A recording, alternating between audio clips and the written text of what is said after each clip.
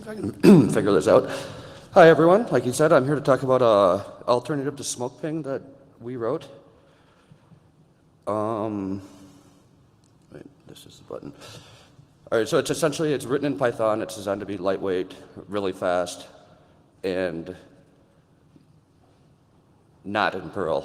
Not to tease people about Perl too much, but which I'll get to later. There's a couple links here if you guys want to look. There's real-time demos up. I have a problem with installing Perl dependencies, and it's become like an hours-long thing, and it shouldn't be that long. So it's really nothing against Perl. It's just I decided to see if we had to do a SmokePing installation, and I talked to one of my lead developers and said, "What are you doing today?" And it didn't sound that important, so I said, let's just try to write this quick and we'll give it a day and see if it works. And in short, yes, it did work. So our goals was easy to install. It should be a one-command installation. Python is great with their virtual environment, so you can have it run as a non-trusted user. Should have a real-time display. We already had trading charts, so we just kind of stole from that. The fast I/O and queuing engine is good because I don't ever like to have a problem with scaling. So we wanted to make sure that from the start we knew that if we started to install this in customer sites, which we did, that we were comfortable that it was going to perform well. And it should be all plugin based, so people can write their own plugins that aren't necessarily open source and run them similar to like other real projects. We wanted to make it easy to do that. And then also the easy to edit config file, which is basically stolen from SmokePing. They did a really good job on that. And then our ultimate goal was we needed to have an excuse to have a fancy logo. So I'll just go over the brief history. So it took 2 people 3 hours, and we were successfully graphing FPing, which is obviously the first plugin we made. And I mean, we kind of cheated because we already had a very fast messaging bus and trading charts from different work we've done in trading financial industry before. Version 3, we met all of our goals, or 0.3.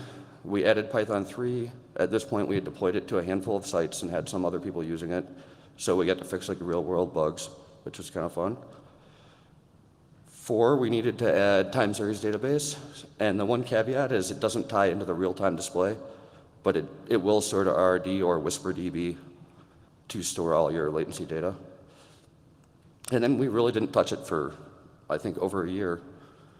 And then we had another couple customer needs to go through, so we decided to bring it back out, and I talked to more people, and we added a MTR graph. So the version 0.6 we just released today, we moved everything to d3.js, because before that it was our own custom-made library that we didn't want to spend time maintaining.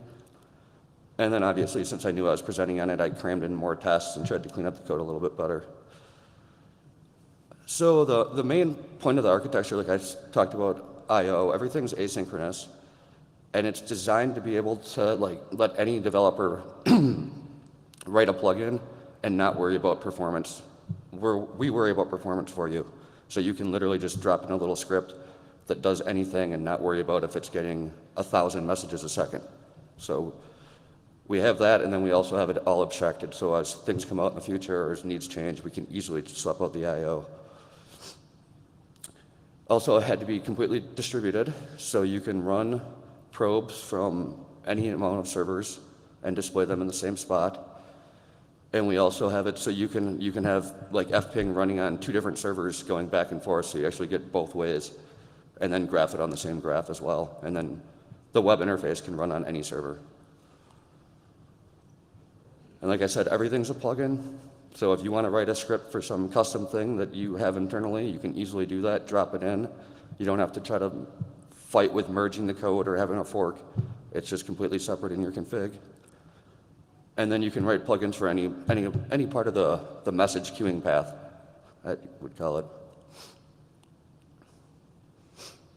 So the current plugins we have is FPing, which obviously is what I'm sure everybody's familiar with. We have a new MTR style output that really we just kind of did the first version this week, and I think we already found a better way to do it, so that'll be changing soon, but at least it's there to play with. A command plugin, and I always like to tease people about this, as I put the asterisk there, is you can actually, in my testing, it's 10 times faster than SNMP, to SSH to a Juniper box and do display JSON. So you can get a lot of cool stats out with the command thing. 0MQ is what it uses for a message bus. We had our old financial stuff in there, but ripped it out just because we don't maintain it any longer and we wanted to make it easy.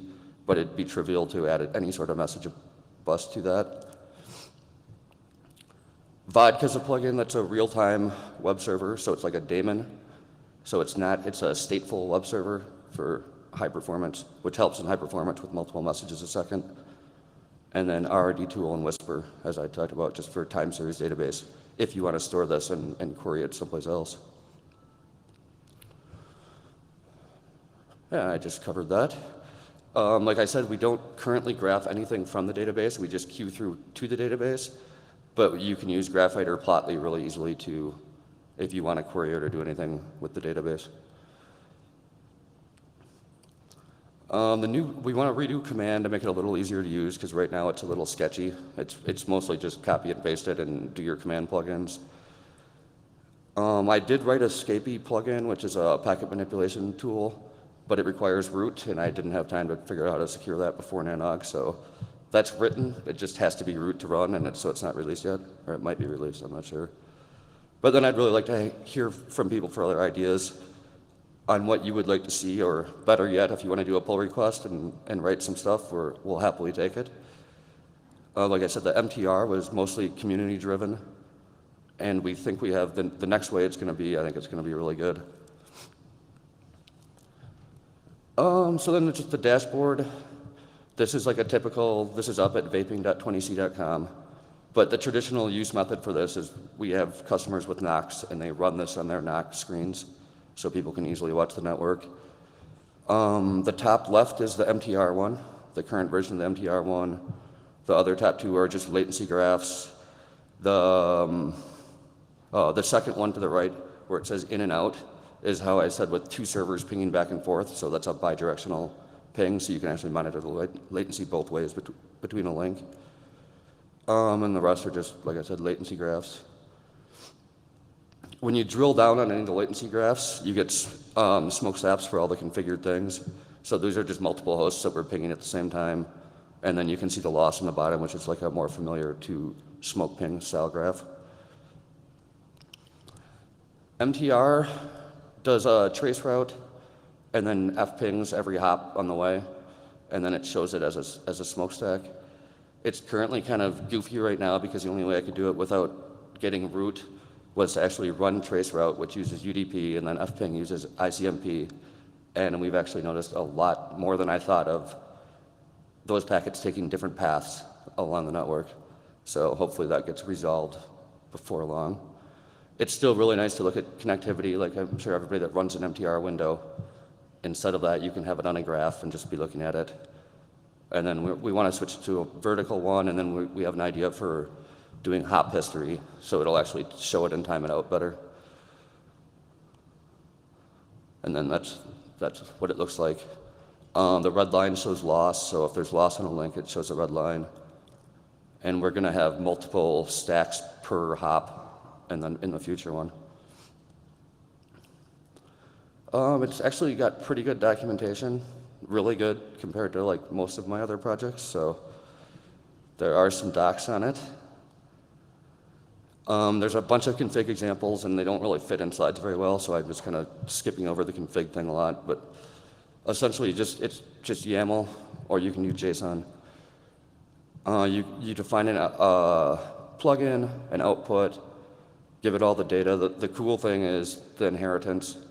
So, because I find config files can be really tedious when you're doing the same thing over and over. So you can see in this example, the more fping inherits from standard fping and just changes the count, so everything else is the same in that.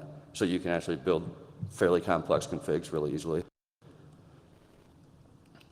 I talked a little bit about moving to D3. So if you're not familiar with that, it's an open source library that is just done for doing graphs in JavaScript, and it's well supported. So it's quite fast for us. It's not quite as fast as our old graphs were when we used to have to deal with like 10,000 messages a second, but I don't see a problem with this going forward, depending on the size of your config, but it seems really good. And then now we don't have to bother with it. So now there's a bunch of other people that are taking care of the graphing and fixing that and fixing problems and adding features. And it looks a little bit better.